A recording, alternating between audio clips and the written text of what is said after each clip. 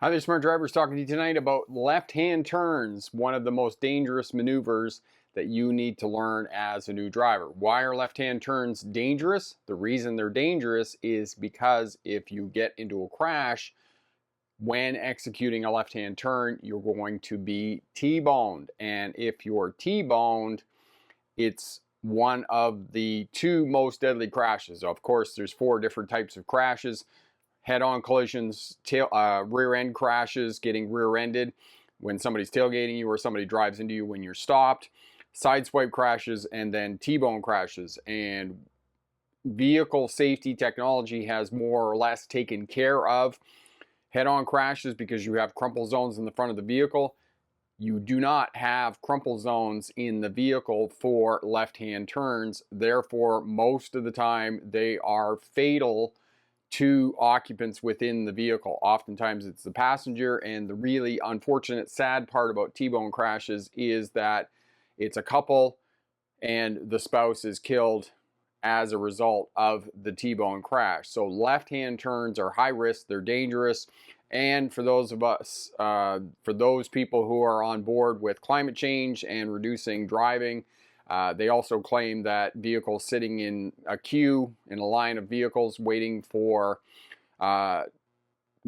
turn rather, that all of this is contributing to vehicles idling, contributing to climate change and those types of things. One comment I had from a smart driver this week was that they think that left-hand turns should be banned outright, which is not going to happen.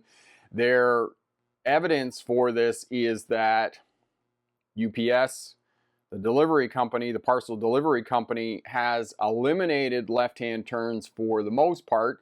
They haven't completely eliminated them, but they have done this for the most part. The reason for eliminating left-hand turns for the most part is due to efficiency in delivering freight. It makes more sense for them to go in a clockwise direction and make only right-hand turns. It's more efficient for UPS. This loop dispatch started in the 1970s, and it became a more efficient way to deliver packages. They went up one side of the road and back on the other side of the road. But now they're claiming that it saves all kinds of fuel, and it does, in fact, save all kinds of fuel and idling time, sitting, waiting for left-hand turns and those types of things. But this was the claim by the article that I read, put out by CNN.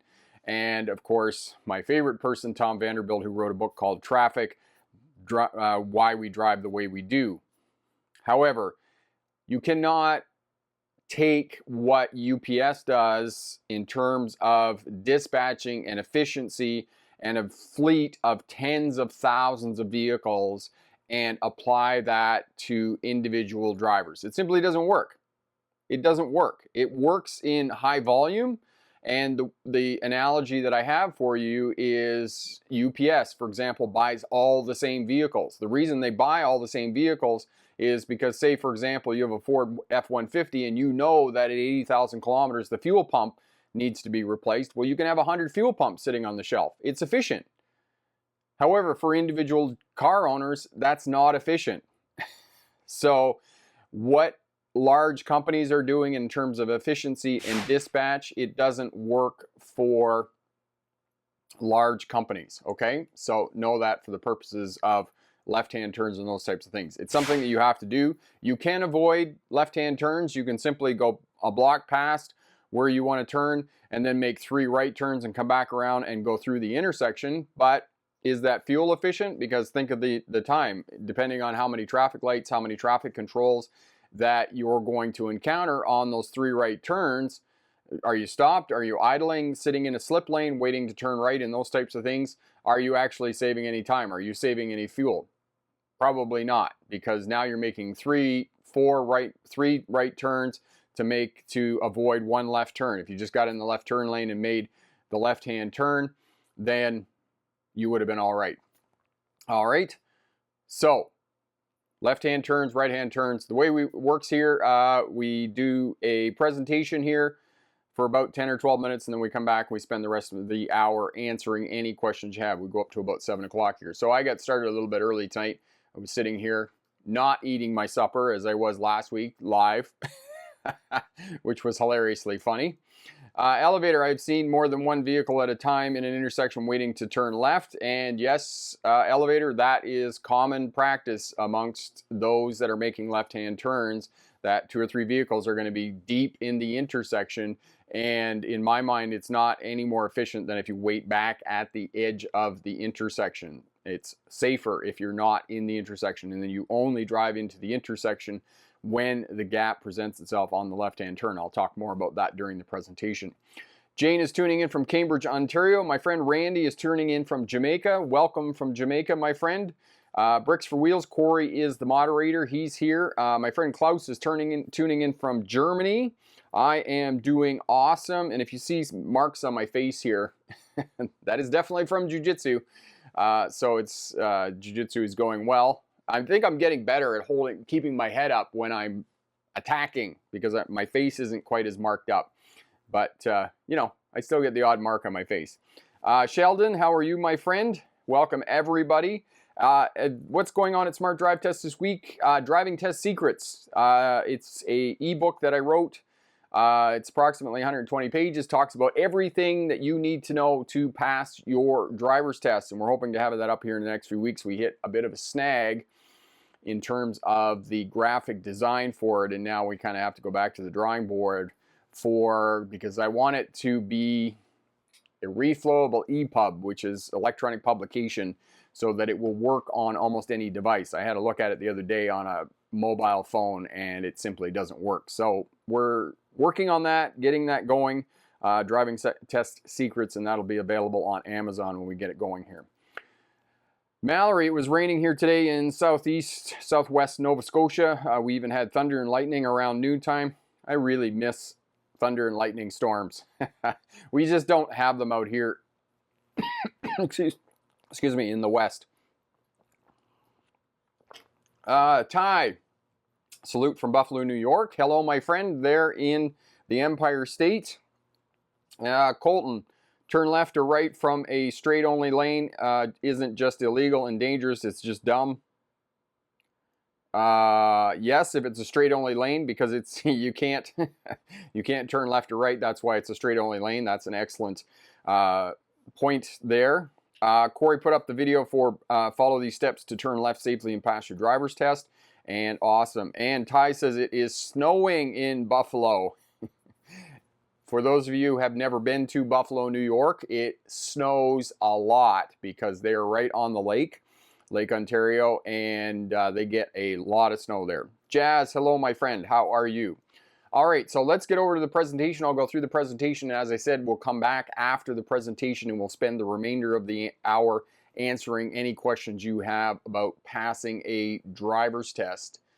Get over here and get going. Ludicrous left-hand turns. Let's talk about left-hand turns. First and foremost, for those of you who are new to Smart Drive Test, my name is Rick August. I was a truck driver during the 1990s, hauled freight between Ontario, Canada, and the United States, mostly east of the Mississippi, up and down the eastern seaboard.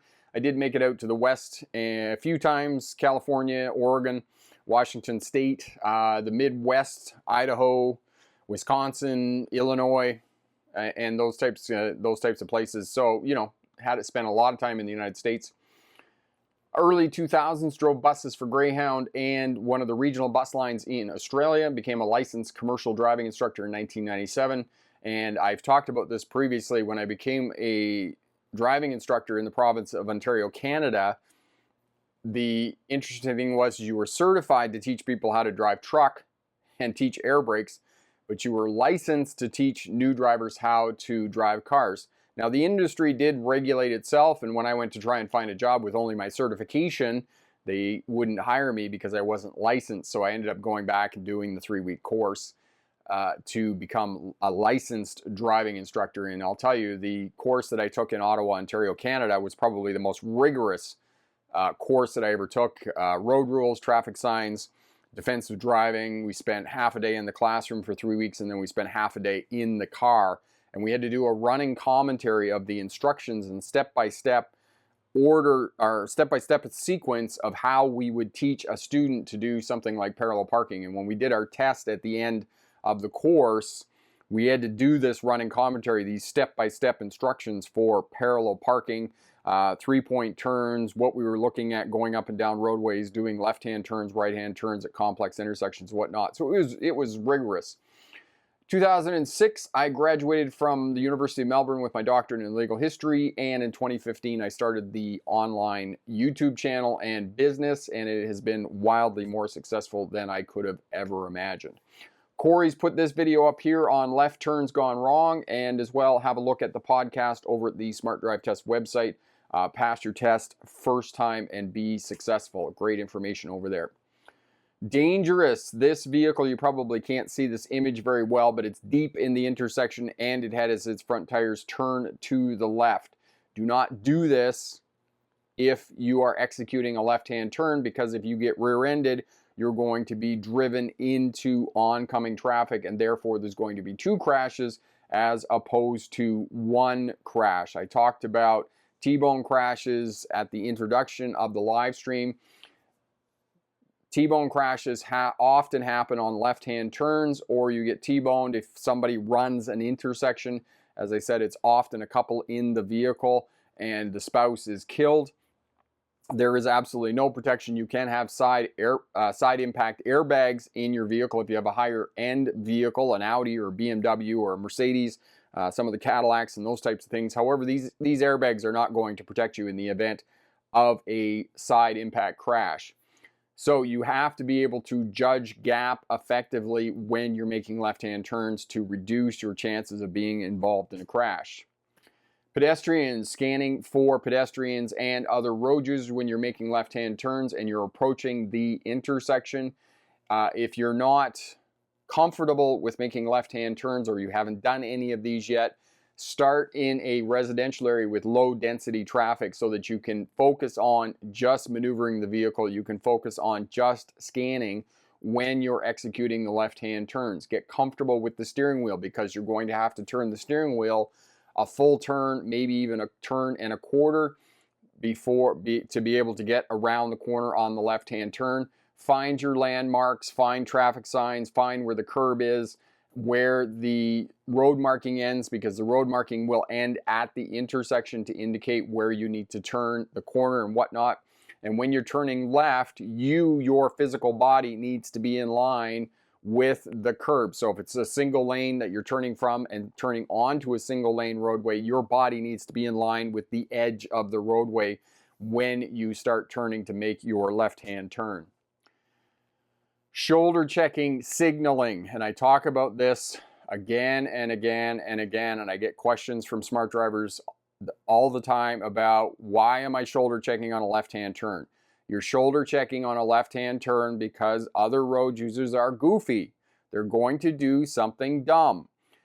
It's like expecting other road users to not do something goofy when you're driving is like going to watch your favorite sports team and expecting the other team not to score. It's not a reality. It's not a reality that other drivers aren't going to do something dumb. So, therefore, you need to shoulder check every time you change directions of the vehicle. Turning left, turning right, merging, moving in parking lots. Shoulder check, signal every time you change direction of the vehicle, every time you move the vehicle laterally. That way it's going to keep you safe. You're going to create the habit that is going to keep you safe when you make mistakes, when you get tired, when you simply are not paying attention. You're still going to shoulder check, and you're going to signal to communicate to other traffic, because keep in mind, driving is a social activity, and in social activities and getting along in social circles, we need to communicate effectively with other traffic, because other traffic and other road users are not mind readers. It's like your spouse or your partner in a relationship. They're not mind readers. And if you don't communicate effectively, the relationship is going to go into conflict. It's the same thing as driving. If you don't communicate effectively, your relationship with other road users is going to go into conflict, and you're going to risk being involved in a crash. So, when in doubt, turning the steering wheel, signal, shoulder check. When you're waiting to make a left-hand turn, wait at the edge of the intersection. Do not move into the intersection. I know that there are other driving instructors that teach you to move deep into the intersection. I do not agree with this, because if you are in the intersection and something happens, you are going to risk being involved in a crash. If you're not in the intersection, but you're committed to the intersection, it's less likely that you're going to be in a crash. So what I say is wait with your front steer tires on the front crosswalk line. You're moving forward. Do not wait behind the stop line. That's not what I'm saying, okay? Committed to the intersection, but not in the intersection. And that way, when your gap presents itself, you can simply move forward into the intersection and meet the gap to turn left. Going on yellow. Many students fail their driver's test because they're sitting there waiting at the edge of the intersection, the light goes yellow, and they panic, rather than moving forward into the intersection immediately. This is what you need to do. If the light goes yellow, you're committed, you need to go, and you need to drive straight into the intersection. Triple, quadruple check that the oncoming traffic is in fact coming to a stop. When you know for a fact and are absolutely 120,000% sure that the oncoming traffic has come to a stop, make your turn expediently. Okay, and sometimes when you're driving straight into the intersection and somebody blows the yellow light on the other side, you may end up turning on the red light. As long as you're moving, as long as you're proceeding into the intersection, you're committed, you own the intersection, and you need to finish your turn. New drivers don't have enough experience with this, and because they don't start moving into the intersection, they panic, and this is what causes them to fail. Now, this is a terrible image that I've put up here. I need to find a new image for you. But when you're turning left at a complex intersection and there's a right turning slip lane on the other side of the intersection, watch for the cars coming around on the right as you're making your left-hand turn. Ensure that they too are coming to a stop so that you can execute your left-hand turn safely. The reason that left-hand turns are high risk is because there is a lot going on, and if you're at a big intersection, you're going to be dealing with higher speeds, because if you start at the edge of the intersection and you drive straight into the intersection and you're gaining speed, the faster you go, the narrower your vision gets.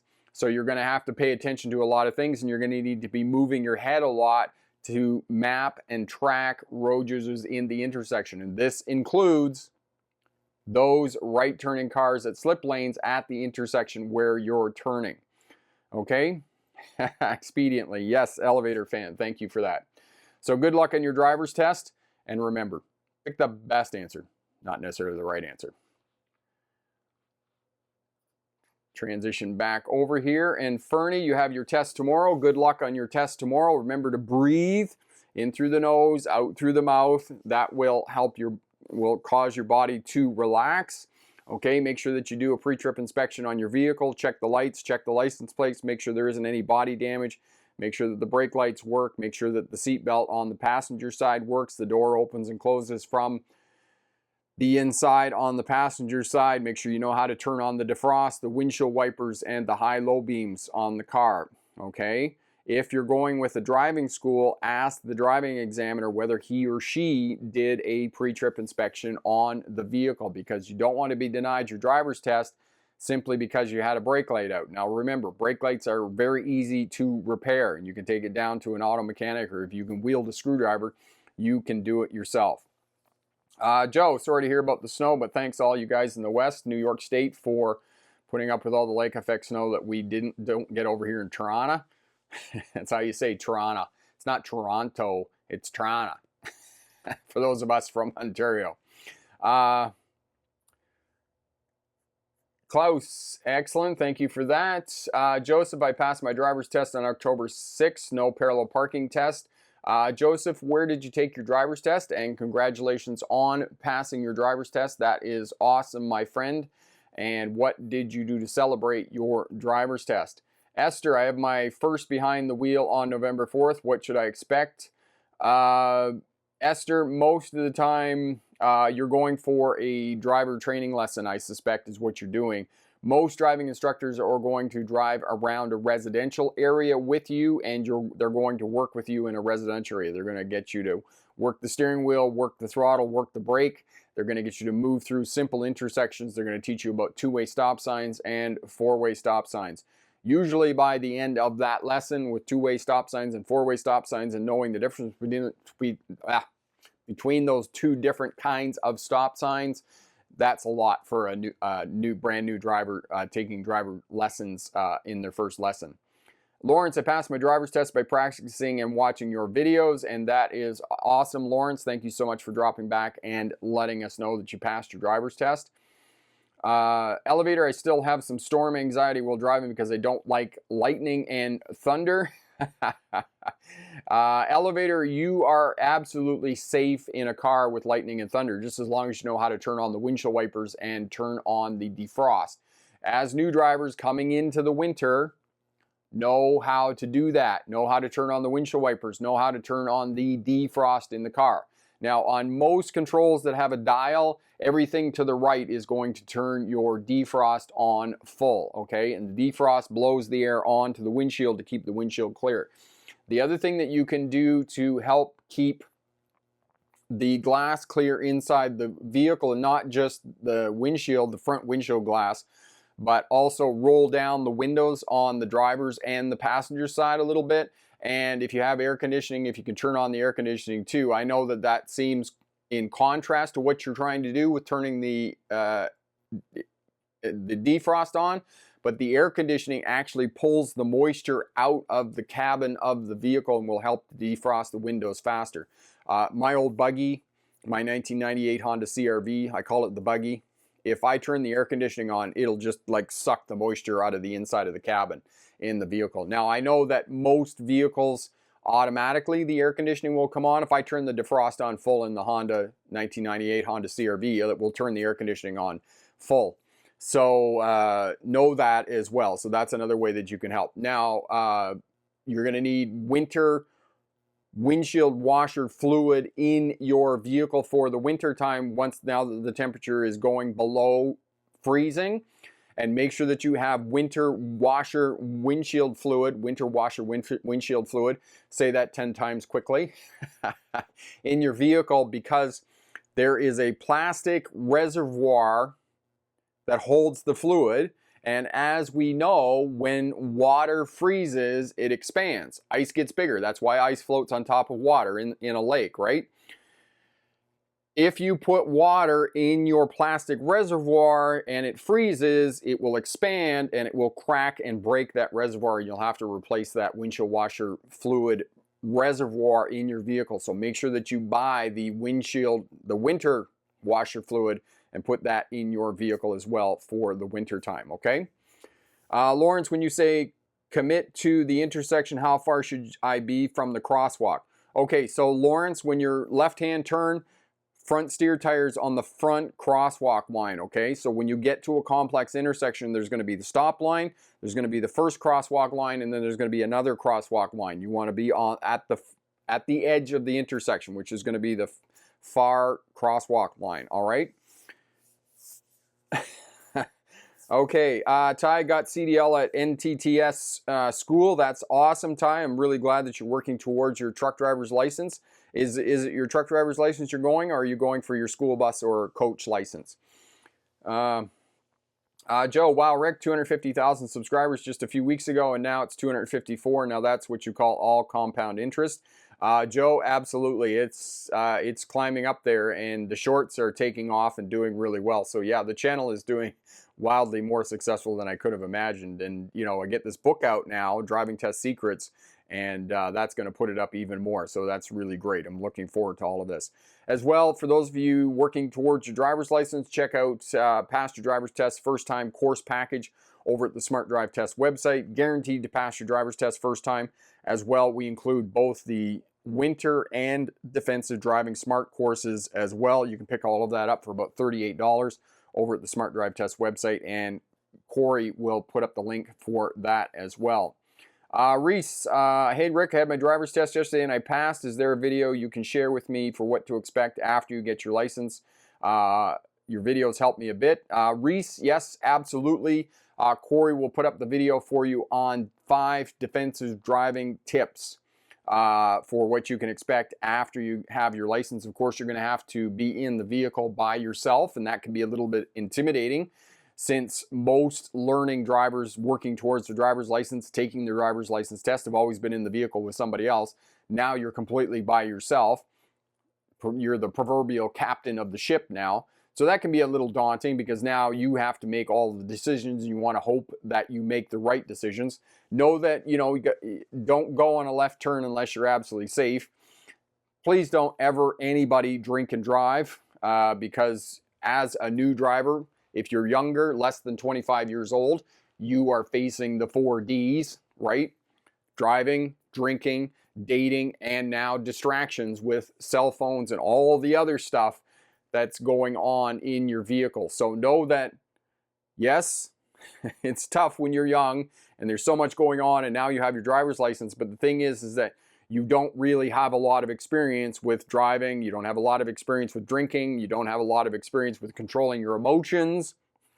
All of those other things that go with emotions and dating and having a significant other, a partner, all those types of things, and then distractions, right? So if you can put your phone away after you start driving, have one person in the vehicle with you, and please don't drink at all. Corey will put up the link for Contract for Life. I really think it's a great tool. Even if you don't sign the piece of paper, but you sit down and you have the discussion with your parents, with somebody that you trust as a mentor, an uncle, an aunt, a friend, somebody else that you can sign the contract for life, or make the agreement that if you're out drinking or imbibing, or your friends are drinking and you can't get home, that you can give them a ring or give them a call. I'll speak Canadian, I'll speak American English. You can give them a call and they'll come and get you, no questions asked. And it's a reciprocal agreement that if they're out drinking, they're not going to get home safe, that you can go and get them as well. Okay, so know that it's much, much safer in the long run.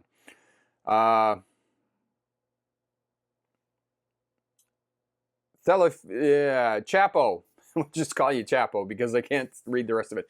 Just get an Uber. Absolutely, just get an Uber. Okay, we don't have Uber here where I live, so it's not really on my radar. But yes, for most of you who are living in bigger cities that have taxis and have Uber, just get an Uber. Think of it this way, okay? Think of it this way. This is the way to think about a drink driving charge. I have talked to people who have been arrested and prosecuted for drink driving. They went to a lawyer. The lawyer got them off the drink driving charge. Okay, they were exonerated and were not convicted of the drink driving charge. Their defense cost them between $6,000 and $8,000 just to fight a drink driving charge. Know that. How many taxis, how many Ubers, how many friends can you pay to come and pick you up and take you home safely, where you're not risking your life or you're not risking somebody else's life? So think about that. $6,000 to $8,000 to fight a drink driving charge, even if you're exonerated. Then think about how awful it is if you're convicted of a drink driving charge, because we have an attitude in our life or in our society that a drink driving charge is not a big deal. All right? Know that for the purposes of driving. And I was in Australia, and this guy, I went for a job interview, and he's in the other room and he's on the telephone arguing with his insurance company because he was absolutely askance at how much his insurance had gone up because he had been convicted of drink driving in Australia. And he was like, that's ludicrous. It wasn't even it was a technical charge, blah, blah, blah. And he was going on about this as if it didn't really matter that he had been convicted of drink driving. It is a big deal. And as I said, your insurance is going to go up, and the cost of driving is going to be absolutely exorbitant, because your insurance is going to go through the roof if you're convicted of drink driving. And then, if it's really bad and you're doing it over and over again, You may have to put a breathalyzer in your vehicle, an auto start. And these things are an absolute pain in the butt because, you know, you can be forced to blow into the machine at any time. Otherwise, it just shuts down the car. So know that if you're contemplating driving after you've had a few drinks.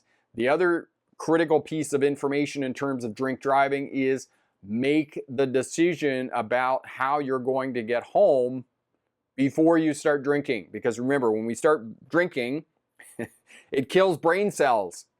And you're not thinking rationally.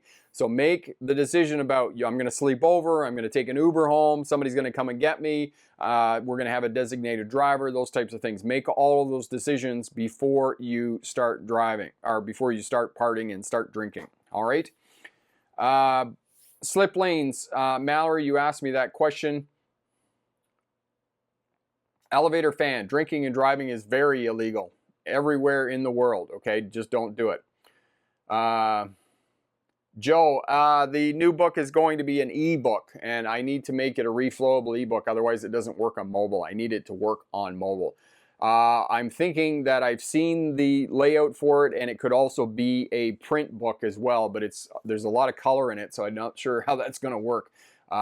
We could probably have a black and white version of it, and then that way it wouldn't be as costly, but I suspect as a print version, it's going to be pretty costly, okay? But again, it's all needed to be investigated. DC, how's it going? Are you live streams on Tuesday now? Yes, DC, we've moved it to Tuesday. It works out better for people, and we get more people on the live stream, so that's really great.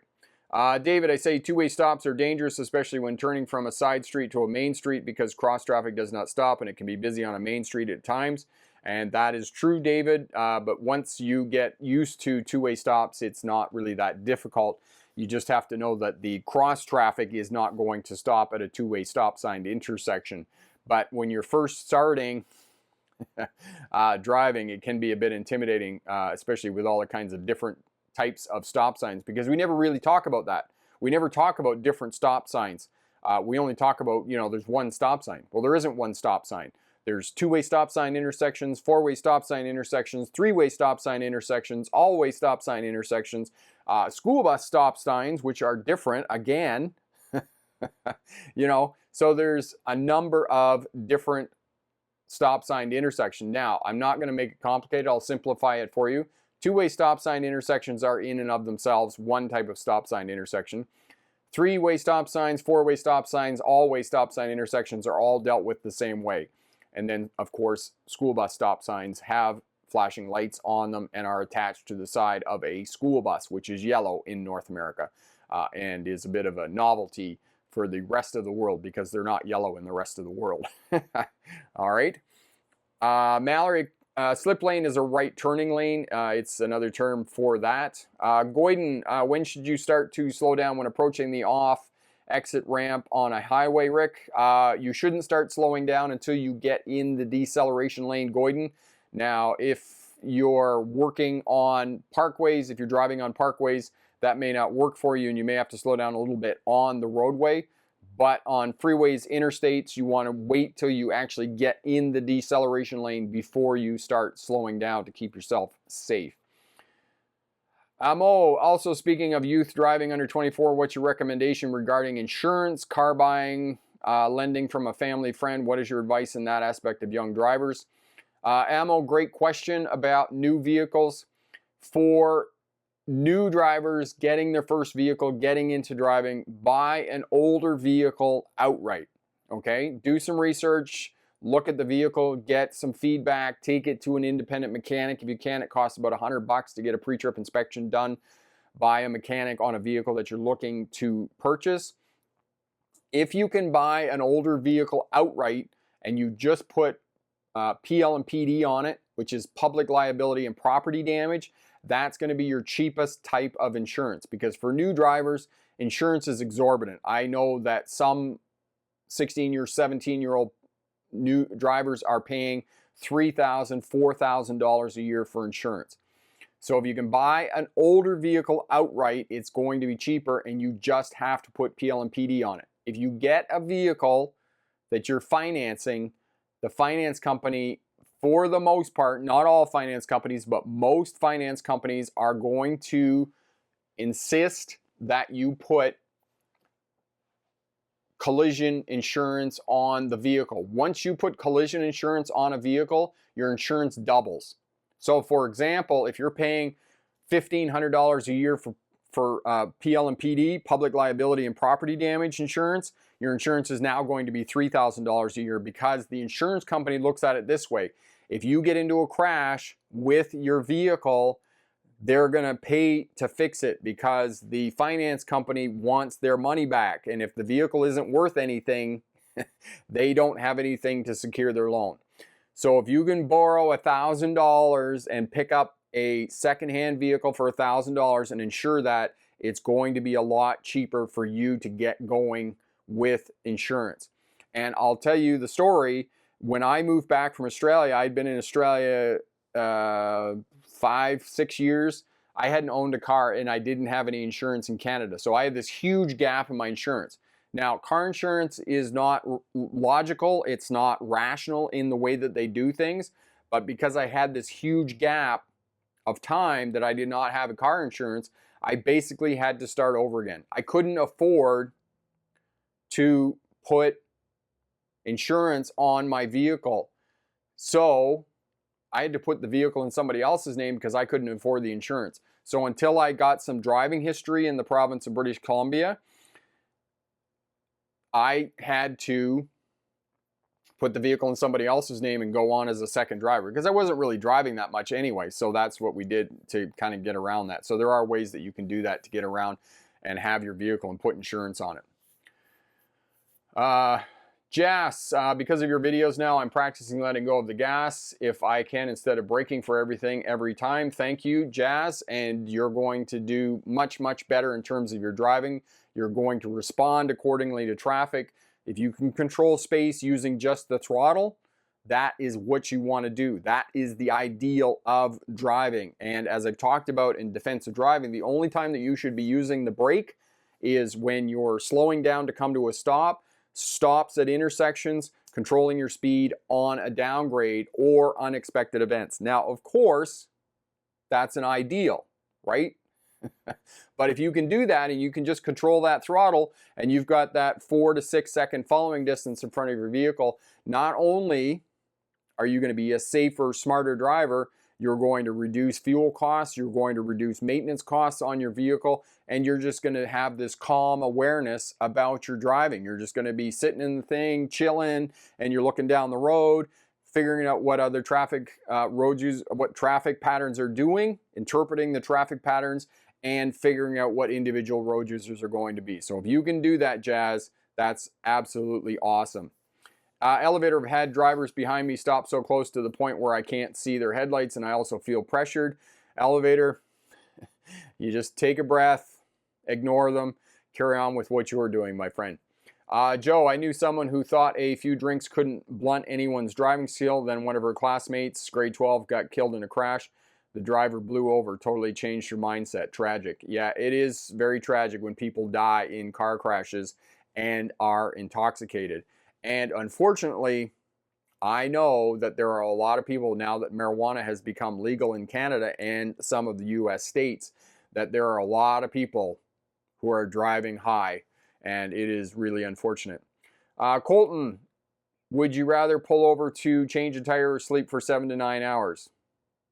Sounds like a question my son would ask me. Colton, I just changed the tire because I've got all the stuff, all the equipment in my vehicle. Colton, have a good night, my friend. All the best. Mallory, yes, the Contract for Life is an excellent tool, and I encourage all new drivers to sign it, have that conversation with their parents and whatnot. Klaus, Rick, I've tried your tip to stay behind the crosswalk on a left turn at an intersection. The problem was the guy behind me gets really upset, throws his hands in the air, honked at me multiple times. And Klaus, yeah, just ignore them because you're not going anywhere. But when the gap presents itself, Klaus, you start driving straight into the intersection and then meet that gap, right? This is basically what you're doing. So the gap is when the front of the car on the other side hits the stop line, that's when you want to start driving straight into the intersection and you meet that other one behind you. they're only going to do it a couple of times and then they're going to stop honking at you. All right. Joseph, I took my driver's test at Henderson DMV. Apparently, the examiner told me that the state of Nevada has abolished the parallel parking portion of the exam as they were noticing lots of fails. You see the idiocy in that comment, right? Not the idiocy what you said, Joseph, but what the DMV person said to you. That people were failing the parallel parking, so we abolished the parallel parking so people can pass the driver's test. Yeah, there's some good logic going on there. Wow. Bureaucrats are not getting smarter. They are not getting smarter. Oh, all right. All righty. Okay, epic. That has been the case since 2020 when Nevada DMV took that section of the road test out. Maryland was in 2013. Okay, so we can add Nevada to the list of states. So now we have 4 states that are not parallel parking.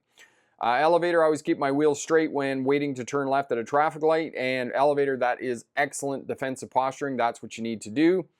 Klaus, on top of that, he showed me the finger number 1. Nice, right? Yep. Well, Klaus, just let the other person go and have their crash somewhere else because, you know, that's what's going to happen. They're going to have a crash somewhere else. All right. Epic, on drive left countries, the most dangerous move they have to do is turning right, which is crossing oncoming traffic. Since I was on my bike 2 weeks ago, car drivers can honk at you on their lane. And I have to say that when I'm riding my bicycle and car drivers honk at me, it's one of the most infuriating things that car drivers can do because it startles you because you're not expecting cars to honk at you. So the other thing is, and I've seen cyclists who ride with headphones in, sound is so important when you're riding a bicycle. For those of you who are riding in traffic, I ride my bicycle a lot in traffic and I love riding my bicycle. So I wear a helmet, I wear reflective, bright clothing, cycling clothing. As well, I never wear headphones because sound is so important to driving or riding a bicycle safely because you can hear what other vehicles are doing. You can hear whether they're accelerating. You can hear whether they're braking and those types of things. So one of the things that upsets me about traffic safety right now is there is a huge push about pedestrian safety because pedestrians are, pedestrian death rates and fatalities in traffic is up. It's escalated for whatever reason. Pedestrians are not paying attention. They think that they are invincible and they're not invincible. I mean, how the heck can you think that you're invincible when you weigh 150, 200 pounds and you're going up against a 1,500 to 3,000 pound vehicle moving at speed? You as the vulnerable road user are going to lose every time. You're going to lose every time. So know that when you're walking, pay attention to road users and those types of things, all right? When you're driving, look for pedestrians. Look for them at the corners. Map and track their movement. This is why we shoulder check twice when we're approaching an intersection. Approximately half a block before the intersection if you're preparing to turn, not if you're proceeding straight. You're looking for pedestrians and you're tracking their movement. You need to do that because traffic is dynamic. It's always changing, it's always moving. So track and map and track road users as you're approaching the intersection, especially the vulnerable road users, pedestrians, motorcycle riders, cyclists, and those types of things. Because all of these people, pedestrians and cyclists and motorcycle riders and pickup truck drivers, are going to do something goofy. That is as predictable as tomorrow we're going to have some weather. All right? So look after our vulnerable road users. Corey's put up the video on parallel parking to pass the driver's test, except for those of you in Nevada, because too many people were failing the driver's test because they couldn't parallel park. And I'll just leave that there because that's funny. Elevator sometimes have to go left on a yellow light. And elevator, yes, that happens, my friend, for sure. Epic, if you try doing advancing onto the intersection on the road test, is that a safe move to do on a left turn lane, or stay in the turn lane when the gap appears, they carry out the maneuver or not? Epic, it's two schools of thinking. And when I was working with Sam doing the mock road test in the state of New York, or not in the state of New York, but in the city of New York, in the borough of the Bronx, I got points deducted because I didn't move into the intersection. So in the city of New York, they want you to move into the intersection to make the left-hand turn. I do not agree with that from a defensive driving posture. Your best defensive driving posturing is to stay at the edge of the intersection, and when the gap presents itself, you can see it behind the car that's approaching, that there's a gap, sufficient gap for you to turn left. When that vehicle hits the stop line, you can start moving straight into the intersection, and then you expedite your turn. You make your turn quickly and efficiently, and you have a bit of speed. Not only do you reduce your chances of being in the intersection and something happens, but also you are spending less time in the intersection because you have a bit of a run at your turn and making your left-hand turn. So that is what I teach. That is what I advocate for best defensive posturing and keeping yourself safe on left-hand turns. Because, as I've said, left-hand turns are extremely dangerous because of getting T-boned. Make sure, check, double check, triple check that the oncoming traffic is in fact coming to a stop before you commit to entering the danger zone. That place where you are in the path of oncoming traffic, because that's when you're at the most danger. David, turn left on green without the left turn green arrow or advanced green can be dangerous as you got oncoming traffic coming towards you. And yes, but at many complex intersections, especially if it's busy, you're not going to be able to go until the light turns yellow. So because traffic just keeps coming and keeps coming and keeps coming. And I was thinking about this morning in preparation for doing this, and I was turning left at the complex, busy intersection downtown. And of course, sitting right across from me is a big RV. There's an RV, Clark. And of course, I couldn't see to the left of the big RV. And you got to do that jig jog where you got to come up, move to the left, and then straighten your wheels out again so that you stay straight and you can see past the large vehicle on the other side of the intersection. And that's what I was having challenges with, is I couldn't see past the big vehicle. But eventually what happened was the RV turned. Of course, there's another big vehicle behind the RV. And then I just kind of waited. I saw a gap in traffic, and then I did the jig jog, and I looked and made sure it was clear, and then I proceeded. Never go on a left-hand turn unless you are absolutely 127,000% sure that the oncoming traffic is coming to a stop. New drivers get pressured by other traffic, as Elevator Fan was saying here. He gets pressured by people tailgating him, stopping too close to him at traffic lights and stopped at intersections and those types of things. Don't get pressured by other traffic and go when you're not sure that it's safe to go.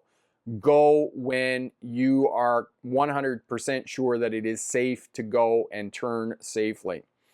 Jazz, after a light went green, 4 cars before me started to gain speed, 40 to 45. Suddenly everybody came to a complete stop so fast because a person decided to walk across a 5-lane street, almost got hit. Jazz, yeah, doesn't surprise me, and it's what I was just talking about in terms of vulnerable road users and what we're talking about in terms of pedestrians, and the reason pedestrian traffic deaths and fatalities are an all-time high in North America, because these people think they're invincible. They just walk out into traffic and think that people are going to stop for them. Well, people aren't always going to stop for them, and maybe I have a fly here in my office flying around on my nose. Maybe what we need to do, what they do in Europe. If very little jaywalking in Spain, and I'm sure that it's similar, Klaus, there in Germany. There's very little jaywalking. And the reason is because pedestrians know that, when they step off that curb in Europe, that it's fair game. It's like lining up in Motor Mania. And if you haven't seen Motor Mania, head over to my website and have a look at that. Maybe that's what we need here in North America. Maybe the reason that pedestrian fatalities are so high in North America is because they think that they have the right of way. And unfortunately, too many people who are driving think I have the right of way, I don't have to move. Well, if you think that, that is the main ingredient in a crash, because the top two reasons for crashes is following too close and failing to give way. And if you walk across a 5-lane of traffic, you're failing to give way and you are getting lined up to be involved in a crash. And it's not like it is in the movies. If you get hit by a car when you're walking, you do not bounce off the hood, roll on the ground and get up and go, oh, look, I just got hit by a car. It doesn't happen like that, because I can tell you right now, the bumper of most of these pickup trucks is right at your hip. And the injuries sustained by pedestrians who are hit by a pickup truck, their pelvis is smashed, their knees are broken, because what happens is the car hits you, boom, at your hips, flips you up in the air, you do a backflip, you land on the windshield, and you usually end up smashing your knees on the hood of the car. So most of your lower extremities, you're going to spend months and months and months in the hospital convalescing from being struck with a car. Okay, it's not like the movies at all. I cannot reiterate that enough. So know that when the next time you're feeling all cheeky, or you've had a couple of drinks or smoked a big fatty, and you're going out walking and you're like, oh yeah, the cars will stop for me, and just walk out into traffic, because this is what's going to happen if you start tangling with a 3,000-pound vehicle that's moving at speed. Sebastian, good advice, Rick. So true. Wait on yellow before left-hand turns. Absolutely, my friend. Mallory, when turning, don't shoulder check over the wrong shoulder. Yes, shoulder check in the direction that you're moving the vehicle. Excellent advice, Mallory. Joe, I almost never do 3 right turns instead of left, with one exception. Sometimes it seems half the drivers are driving crazy. Something in the air. Leafs lost again. Then I'll take the extra 2 minutes. Yeah, or it's a full moon, or you know, whatever crazy stuff is going on in the world. I completely hear you, Joe. Interest rates went up another point or whatnot. Jane, I wait sometimes till the light turns yellow before turning left, because I have seen too many people speeding up when they see a yellow light, and sometimes it turns red and people still go through. Jane, you're absolutely correct.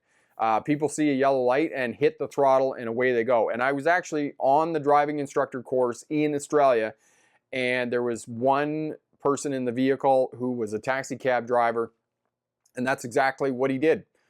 Yellow light, hits the throttle, speeds up, and careens through the intersection. And I remember that was when I kind of lost faith in the driving instructor, because the driving instructor didn't say anything to the student, and I was kind of like, well, you know, this is kind of pointless.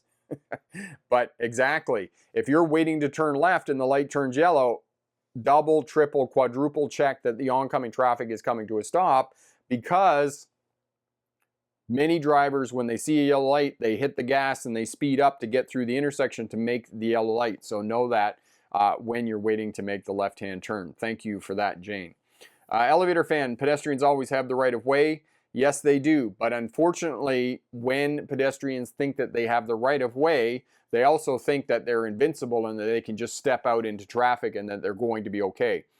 No. Okay, so those of you, because I do a lot of walking and I'm very careful when I walk. I love driving. I love drivers. I just don't trust them very much.